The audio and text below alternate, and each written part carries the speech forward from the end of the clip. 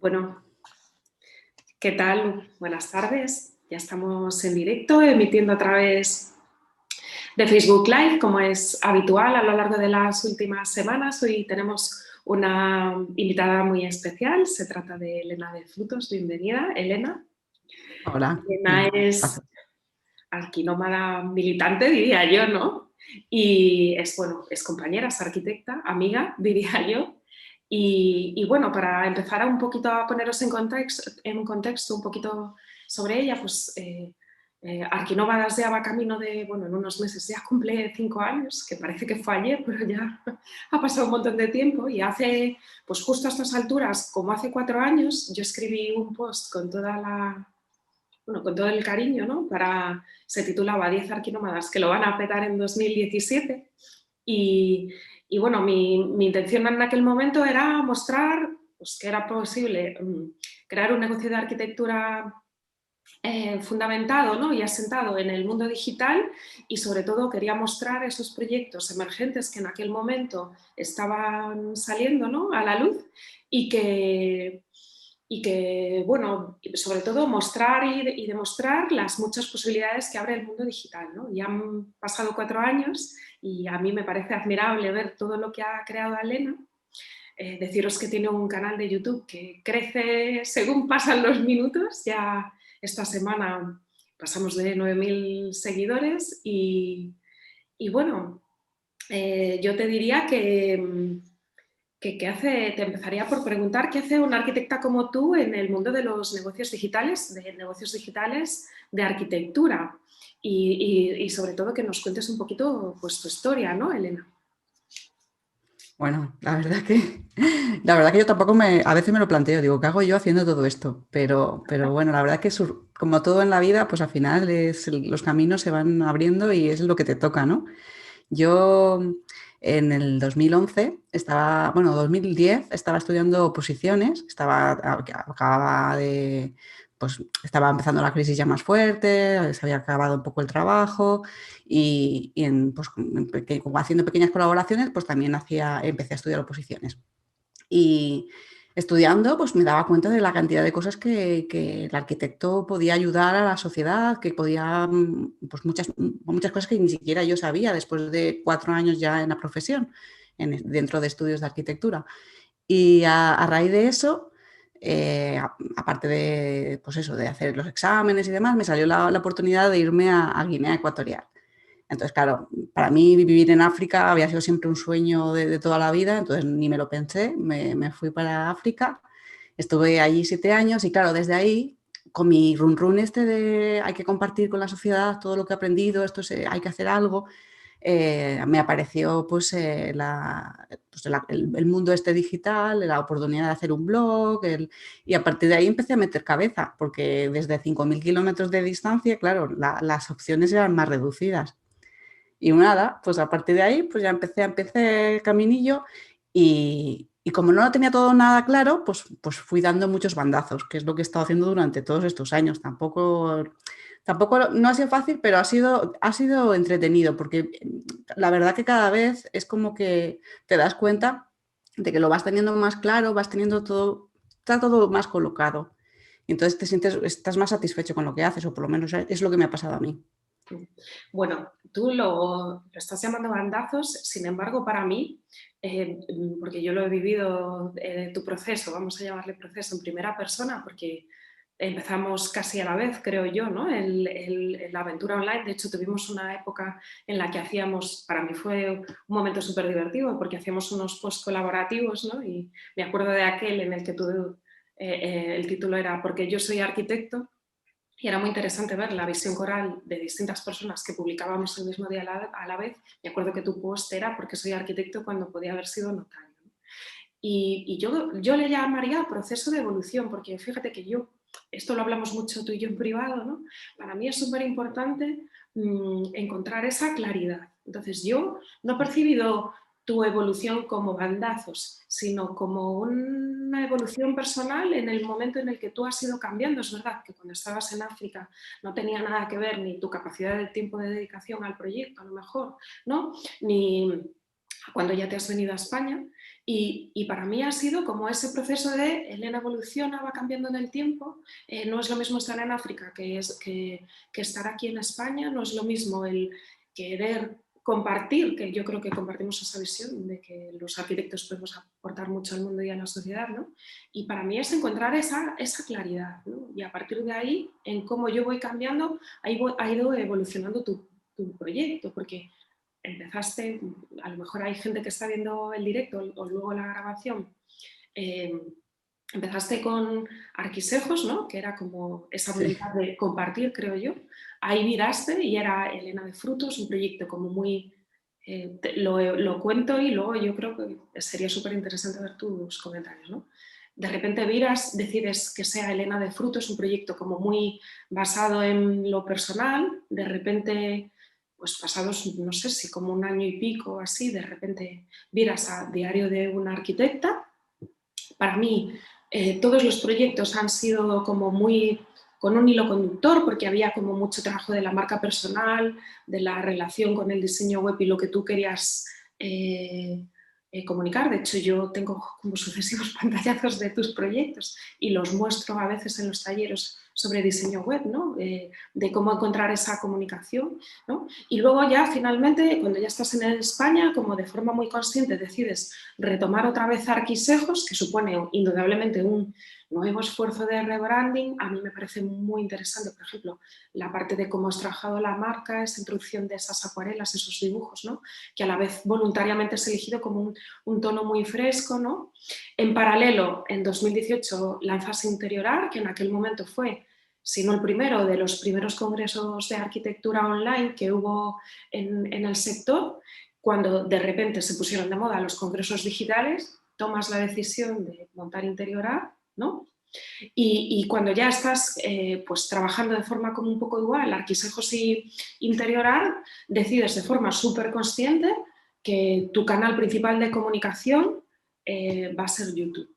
Entonces, esa ha sido mi visión, la veo súper, bueno, porque también hablamos muy a menudo, ¿no? Esa decisión consciente de comunico desde lo que yo llamo mi red social estratégica, ¿no? Cómo has decidido utilizar YouTube, toda esa constancia, que para mí es la ley de la causa y el efecto. Yo he visto cuando has lanzado el canal, cuando el objetivo era 1000 suscriptores y cómo de repente explota esto y a principios de esta semana eran 8.800, ahora ya son más de 9.000, no sé cuántos serán en este momento, pero es verdad que no es magia, indudablemente es el fruto de un trabajo. Entonces ahí, primero, no creo que hayan sido bandazos, quizás es un encontrarme a mí mismo, encontrar ese canal de comunicación y yo qué quiero aportar, ¿no?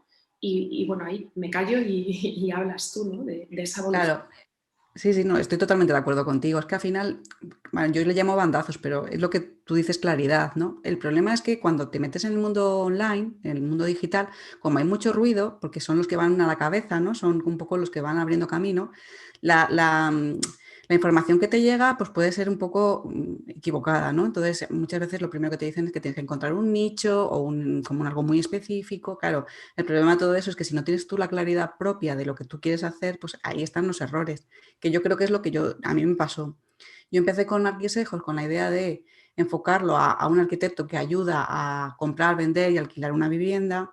Claro, eso no terminaba de conectar conmigo, aunque al final compartes cosas, conocimientos que tienes o que puedes ayudar, pero no terminaba de conectar. Entonces, de ahí hablo yo de los bandazos, pero sí que estoy de acuerdo contigo que es claridad, pero claridad no tanto en conocer el nicho al que te quieres dedicar o el enfoque incluso el canal de comunicación que quieres hacer, sino lo que tú quieres hacer, lo que tú quieres aportar y cómo lo quieres aportar. Entonces, tienes también razón en que cuando decido montar el Interiorar, la verdad que fue un poco locura, pero fue una experiencia súper grata. Yo también fue una especie de mezcla, ¿no? Entre, pues eso, un movimiento de marketing que estaba como cogiendo mucha fuerza, que estaban haciendo mucha gente, que te daba visibilidad y era una vez que había llegado yo a España desde Guinea, pues decía, pues tengo que hacer alguna cosa que realmente me dé a conocer. pero a la vez el hecho de conectar de forma horizontal con tantos profesionales del sector es que me hizo ver que no podemos seguir como creando el eje vertical de una persona que es como el... ¿no? O sea, como hay tantos profesionales, tantas opciones, me pareció maravilloso el poder abrir diferentes alternativas en las que yo no puedo opinar tan bien como el propio experto que se dedica exclusivamente a ese campo, y de ahí un poco que repitiera luego Interioral en 2020 y que quiero repetir pues eso cada 2 años o cada un cierto tiempo, porque me parece como que una ventana de realmente abrir la mente tanto a profesionales como al usuario final, porque ese también ha sido como mi pequeña batalla, ¿no? De decidir a quién me quiero dedicar, a quién me quiero dirigir. O sea, si es el profesional o es el usuario final. Y claro, aunque yo siempre he pensado, hubo un momento en el que decidí que no quería realmente ejercer como arquitecto como tal, o sea, no quería firmar, no quería hacer diseño puro y duro. Claro, ahí la búsqueda tiene que ser como más clara todavía, más claridad, porque te puedes perder, que es un poco yo lo que digo cuando digo que estoy un poco vagando, pero era por la falta de claridad. Y ya lo hemos hablado muchas veces tú y yo, que es eso, que teniendo claro no tanto ya a quién te diriges, sino más bien lo que tú quieres hacer es por donde hay que empezar, no tanto las estrategias de marketing o las estrategias de cómo llegar, cómo comunicar, pueden ir después, deben ir después de la claridad. Claro, para mí es esencial y también ha sido un aprendizaje para mí, ¿eh? ¿Por qué digo esto? Porque para mí, yo siempre me acuerdo que la primera charla que di presencial hablando del proyecto, ¿no? Que cerré la charla de casualidad, pero porque me salía de dentro, porque fue muy improvisado, que cerré diciendo, conviértete en el arquitecto de tu vida, ¿no? Y sobre todo porque yo hablaba de mi experiencia como emprendedora. Yo siempre he trabajado de arquitecto, pero llegó un momento en mi vida, que no es un secreto, ¿no? Que yo decidí de forma consciente parar eso y montar un negocio digital muy anclado en Internet, ¿no? Yo buscaba libertad y mi mente decía, Internet es la solución, ¿no? Y para mí fue un descubrimiento, ¿no? El hecho de trabajar internamente en descubrir con qué tipo de personas yo quería trabajar, alinear muy bien mis valores personales con mis valores a nivel de negocio y por eso de repente salió aquella frase, ¿no? De conviértete en el arquitecto de tu vida, porque creo que cuando hay incoherencias entre la parte personal y la parte profesional, va a llegar un momento en el que corres el riesgo de entrar como en colisión y eso a la larga va a ser una crisis, muy probablemente incluso personal, que repercutirá en lo profesional. Y siempre pongo el mismo ejemplo, ¿no? Si tú quieres vivir viajando, es absurdo que montes un bar, porque pocos negocios son tan esclavos como un negocio de restauración, ¿no? Entonces, por eso para mí es súper importante el tener esa claridad a nivel interna de quién soy yo y qué quiero trabajar yo como arquitecto de cara al mundo. Y ahí estoy súper de acuerdo contigo. Me viene la frase, esto es muy de arquitectos, los que no sois muy arquitectos,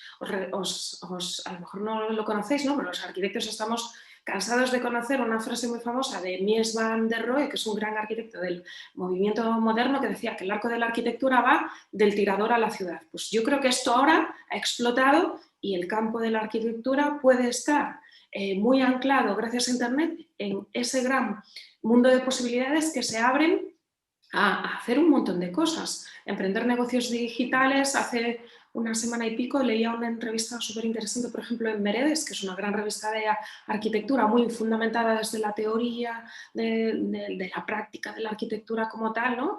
Pues había una entrevista súper interesante a una chica que es arquitecta que trabaja como UX designer, es decir, desarrollo de productividad de producto en Autodesk, ¿no? Y ahí también tenemos cancha los arquitectos. Ese arco para mí se ha abierto, ¿no?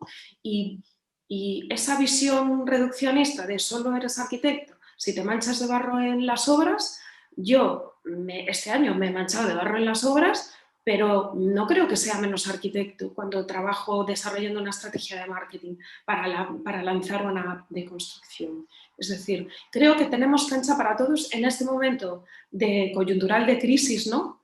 Más todavía, el mundo digital para mí está abierto a un montón de posibilidades si deseas emprender o incluso buscar un trabajo, ¿no? Y por eso para mí es tan importante la claridad. La claridad de quién quiero ser yo, de con quién quiero trabajar y luego él encontrar mi tono de voz, ¿no? Cómo conecto con ese potencial cliente o ese potencial partner estratégico que me puede ayudar a mí a cumplir mis objetivos, porque a lo mejor es más importante que sepa conectar muy bien con esos aliados que me ayudan a crecer en mi negocio o, y luego, a partir de ahí, la estrategia de atracción, ¿no? Y, por supuesto, la de marketing, ¿no? Y de venta, porque en el fondo se trata de que nuestra actividad empresarial, para mí, genere beneficios. Y si no Claro. queremos hacernos millonarios, que me da igual, ¿no? Al final, la definición de éxito la tenemos que poner cada uno, pero que consigamos esos objetivos que nosotros nos marcamos. Y bueno, ahí hablo mucho yo y poco tú. Ahí creo que esto de la esencia, ¿no? de los negocios para mí es a día de hoy fundamental, ¿no? Que cada cual encuentre esa esencia. Sí, y estar abierta, ¿no? A las oportunidades, porque también es cierto que hay cosas que a lo mejor yo nunca habría pensado que iba a hacer, ¿no? Y las he hecho, entonces también valorarlo, ¿no? O sea, yo sí digo, venga, lo voy a intentar y luego ya decido si es para mí o no. O sea, también muchas veces tampoco puedes saber, oye, esto no lo voy a hacer nunca. Pues no. En todo caso, yo siempre he estado como diciendo, bueno, pues si me lleva el camino, porque también es cierto que pues, si te lleva el camino claramente hacia un lugar, pues tampoco hay que negarse, ¿no? Entonces, un poco es lo que me está pasando, por ejemplo, con el canal de YouTube, que yo nunca en la vida me he visto como una divulgadora, pero sin embargo, creo que ese es un poco el camino que se me está abriendo. Yo no sé, como empecé como un poco como juego, porque como también tenía un trabajo bien pagado y demás, tampoco era como un hobby, ¿no? Entonces, el hecho de no sentarme a conseguir esa claridad o ese foco, pues me ha hecho un poco pues, juguetear un poco más. Entonces, en la vida cómo ha sucedido todo durante estos años, me ha llevado a un camino que digo, pues mira, nunca habría imaginado que iba a acabar así, aunque me gustaba lo de YouTube, pero vamos, en la vida. El otro día, hace poco tiempo estuve con unos colegas en el colegio de arquitectos y estábamos tomándonos el típico café del descanso y, no, y tú no sé qué, y empezamos ahí a hablar un poco de lo que hacíamos y yo así de broma dije, no, yo soy youtuber. Mira, se reían, pero que lloraban, lloraban de la risa. Y no se lo creían y yo ya ahí dije, digo, soy consciente que no soy youtuber, pero que me hizo gracia, ¿no? Como que, que dices, bueno, es una forma interesante de divulgar. Luego al final de las sesiones me decían, oye, me tienes que hacer una entrevista en tu canal. Entonces, creo Que te creo que buscaron después. sí, sí, hay que estar abierto a que la vida te lleve por caminos que a lo mejor no habrías escogido de forma natural. ¿Y por qué YouTube? ¿Cuál fue la razón de elegir YouTube? Pues mira, realmente, o sea, es muy simplón, porque en Guinea Ecuatorial las redes estaban capadas. O sea, realmente no podía acceder ni a Facebook, ni a Instagram, ni Twitter. Por eso soy súper nula para las redes, porque no he crecido con ellas. O sea, ya cuando han sido como casi impuestas, ¿no? Entonces yo lo que más siempre he consumido ha sido YouTube para vídeos, para aprender a hacer cosas, Entonces me parecía como lo más sencillo, que no lo es, o sea, todo lo contrario, o sea, creo que hay mucha gente que lo hace de forma natural muy, muy bien, pero para mí ha sido una súper barrera.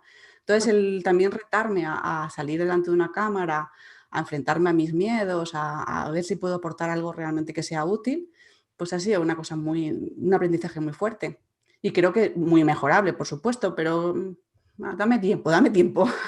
Sí, sí, bueno, yo creo que además es un reto en YouTube en el sentido de que hay que hacerse con un montón de competencias que no tenemos. Ya no es solo barreras internas de comunicación del miedo a la cámara, sino es que, sobre todo cuando empiezas, ¿no? Aprendes a maquetar, a entender de programas, un montón de cuestiones que no tienes. Sí que es verdad que nosotros estamos muy habituados a trabajar con equipos informáticos y esa barrera, ¿no? De que a lo mejor tienen otros profesionales, para nosotros no es tanto, pero sí que es verdad que es como una barrera de por dónde empiezo, ¿no? Y a mí me parece muy interesante cómo ha sido incluso la evolución del canal de YouTube, porque claramente tienes un tono de voz como muy desenfadado, pero a la vez de divulgación. A mí me encantan las animaciones, cómo mezclas imágenes con tal, soy súper consciente porque no sé todo el trabajo que hay detrás de maquetación, de producción de vídeos que a lo mejor otra persona no sabe. Yo no sé de media si puedes contar un poco cómo es ese proceso y cuánto tiempo te puede llevar publicar un vídeo de 10 minutos para que la gente se haga un poco, se dé cuenta de todo el trabajo que hay detrás. Yo siempre Sí. hablo del iceberg, ¿no? Se ve la punta, pero las 7 octavas partes están bajo el agua, ¿no? Claro, yo puedo hablar de mi caso personal, ¿no? Porque yo entiendo que yo veo a gente muy fresca que lo hace todo de forma muy natural y pienso que les tardan menos que yo, porque yo tardo mucho. Entonces, a lo mejor no soy el mejor ejemplo para animar a la gente a ponerse en esto. Pero bueno, yo primero me escribo mi guión, lógicamente. Yo no tenía la frescura suficiente como para aprendérmelo y decirlo. O sea, sé que conozco a gente que está en YouTube también que se estudia el guión y lo dice. Yo lo leo, lo voy leyendo poco a poco, o sea que ni siquiera lo hablo así abiertamente todo. O sea, lógicamente al final te vas acostumbrando y vas metiendo tus coletillas. Entonces, escribes el guión, lo grabas, la grabación, a lo mejor me grabo cada vídeo 3 veces o 4 veces, luego voy cortando los trozos que veo oportunos. Y en temas de tiempo de edición, pues cada vez más rápido, lógicamente, como todo, al final es una habilidad que vas cogiendo y cada vez se hace más fácil y cuando tienes un poco ya más claro el estilo que quieres tener y cómo lo quieres hacer, pues vas más rápido, pero sí, unas 8 o 10 horas, dependiendo del vídeo, porque hay algunos que me llevan más tiempo, pero sí, unas 8 horas o así de edición tranquila y calmada. Tranquila y calmada. Bueno, dos palabras has elegido, ¿no? Y entonces, ¿qué aconsejarías a un profesional de nuestro sector, ¿no? Me da igual, diseño de interiores, arquitectura o arquitectos técnicos, que hay ejemplos muy interesantes también en YouTube, ¿no? ¿Qué aconsejarías para utilizar YouTube? Así como herramienta estratégica para posicionar su marca o su negocio, ¿no? De arquitectura. A ver, yo pienso que hay todavía muchísimo por hacer. O sea, creo que, igual que sí que he notado como un aumento de arquitectos que están usando el canal, sobre todo gente de Latinoamérica, me parece estupendo y lo están haciendo muy bien. Creo que todavía hay mucho margen y mucho que tratar en YouTube, sobre todo porque está cada vez creciendo más como buscador y demás. Entonces, yo creo que es una opción, primero, elegir qué quieres divulgar o qué quieres hacer o cómo lo quieres usar. O sea, no es lo mismo si quieres mostrar tu trabajo que si quieres mostrarte a ti como marca o si quieres mostrar información sobre la arquitectura en sí. O sea, hay, por ejemplo, está el ejemplo de Lope, que lo está haciendo muy bien, pero es divulgación de la arquitectura, pero desde un enfoque crítico. A mí me gustan mucho sus vídeos. Luego hay otra gente que está más orientada a estudiantes, ¿no? Y está más enfocado a dirigirse al estudiante y enseñarle de alguna forma. Otros están más orientados a mostrar características que pueden ser necesarias para el usuario final. Entonces esas decisiones sí que hay que tomarlas. Aunque luego la vida te lleve por otras partes y a lo mejor los que te sigan, al final te des cuenta que es otro público que no estabas tú súper enfocado en ese. Pero bueno, al final es lo que te digo yo, que te va virando y tienes que ir pivotando. Claro. Pero creo que todavía hay muchísimo que hacer. La visión del arquitecto, la mirada del arquitecto o la mirada del diseñador, o sea, cada mirada tiene un punto de vista muy interesante. Y de ahí lo de interiorar, ¿no? O sea, el hacer, en total he hecho, fueron 38 entrevistas el primer año y 25 el segundo. Y la verdad es que o sea, aprendes un montón de diferentes personas que te explican un poco su punto de vista experto y dices, jolín, es que, claro, yo tengo, por ejemplo, un vídeo hablando de Feng Shui, pero es que yo no soy experta en Feng Shui. Pero, por ejemplo, me llega gente que me escribe diciendo si puedo hacerle un estudio de Feng Shui. O sea, fíjate qué conexión. Claro, yo les tengo que escribir, contestar que no, yo no soy experta en Feng Shui, que el vídeo ese es un poco simplemente como de divulgación. Pero que bueno, que creo que hay mucho por hacer y no tanto necesitas ser experto en algo para hacer los vídeos, sino que puede ser simplemente tu forma de aprender sobre ellos, porque yo tampoco soy súper experta en ventanas, hice mi estudio, me lo ocurré, mi guión me llevó más horas de lo normal porque no era una cosa que yo conociera, me hice pues eso, todo el estudio de todo lo que consideré yo que era interesante, le di mi punto de vista o mi toque personal y hice el vídeo. No me creo que sea una estafadora ni nada, pero que, vamos, que creo que los divulgadores que van haciendo sus vídeos un poco más como de temática muy general o muy, muy general, pero que se ve que no son expertos o no son específicamente expertos en eso, lleva un tiempo de preparación bastante, bastante grande. Ujú. Fíjate qué interesante, ¿no? Porque hablabas de un montón de preguntas, ¿no? ¿Qué es? ¿Cómo es? Pero para mí la pregunta es el para qué. Y ahí, en ese sentido, volvemos a la claridad, pero no me quiero ir de lo que quería comentar, ¿no? Y es de lo interesante que para mí ha sido esa mirada transversal que has aportado en las 2 ediciones de Interiorar, porque en el fondo es como demostrar al mundo ya no solo que los arquitectos podemos aportar en un montón de facetas, ¿no? y de canales, sino qué proyectos tan interesantes hay de negocios de arquitectura o de emprendimiento que hay, ¿no? Y en la última edición en especial me ha parecido también súper interesante que has como decidido mojarte y aportar tu visión, ¿no? Que ya no es solo el hecho de nos juntamos 2 personas para hablar de un proyecto, ¿no? En una entrevista, sino también el que hayas querido aportar tu visión. A mí me ha parecido súper interesante y has descubierto un montón de matices de distintas profesiones que aportan, ¿no? Porque ha habido grandes influencers a lo mejor del mundo de la decoración, ¿no? Que a lo mejor visto desde el punto de vista del arquitecto es como que puede haber incluso hasta intrusismo, pero yo creo que podemos aprender de todas esas grandes influencers que en el fondo son grandes profesionales. Bueno, hablo en femenino porque en esta ocasión eran mujeres, ¿no? Pero grandes empresarias también. Y que por qué no nosotros vamos a copiar cosas que funcionan, ¿no? Y proyectos de emprendimiento súper chulos. No quiero nombrar ninguno en específico porque seguro que me voy a olvidar de alguno, pero bueno, ahí te invito a que hables pues, no sé, de las visiones de las 2 ediciones de las gentes, bueno, de los profesionales que más te han llamado la atención.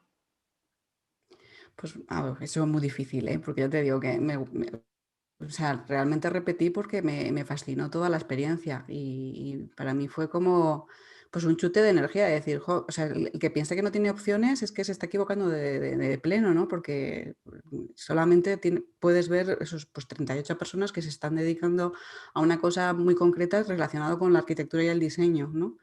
Entonces, a ver, personas, desde el proyecto, por ejemplo, de cerámica mano alzada, que a mí me apasionó todo lo que nos contó Miguel Bartolomé, hablando y él también empezó a través del mundo digital, a través de un blog y demás, y ahora está ayudando a arquitectos a desarrollar proyectos basados en la cerámica personalizada prácticamente, pero hace cosas chulísimas y cómo lo contaba tan honestamente y tan... Por ejemplo, también cuando en el 2018 participó Iván Cotado, que es un gran interiorista, y también dio su visión un poco de la arquitectura y de un poco cómo él ve que deberían evolucionar, ¿no? Un poco a lo mejor los edificios de nueva planta, ¿no? Dar un poco más oportunidad a dejar la planta vacía y que sea el propio usuario el que la termine de completar, con ayuda a lo mejor seguramente de un experto, no necesariamente puede hacerlo solo. Pues eso, no sé qué más decirte. O sea, yo te digo que hubo tantos proyectos chulos. Por ejemplo, también hice mucho hincapié en el Feng Shui porque veo que es una alternativa está como mucha tendencia que los arquitectos como que obviamos y que yo no creo que sea tanto que puedas creer o no en el Feng Shui, o sea, puedes creer o no, o sea, eso es independiente, sino cómo lo venden, o sea, cómo lo venden o cómo está envuelto, ¿no? Y que al final es poner a la persona en el centro, poner un poco más las emociones, ¿no? Eso me parece también importante. Ya te digo, no es tanto el que si el Feng Shui funciona o no, o realmente tiene fundamentos científicos, no estoy hablando de eso, pero sí que hay algo como que el usuario final está pidiéndonos y que a lo mejor lo está respondiendo mejor el experto en Feng Shui que el arquitecto.